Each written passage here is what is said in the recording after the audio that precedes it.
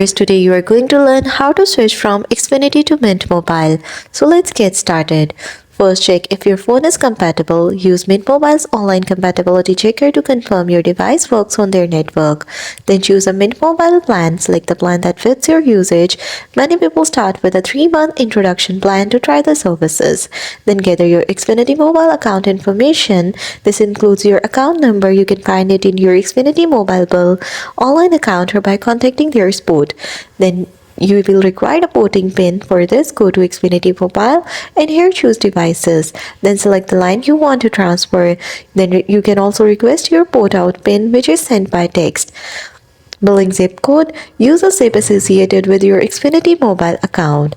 Then activate your Mint Mobile SIM or eSIM. Enter the 11-digit activation code from the SIM card or email for eSIM.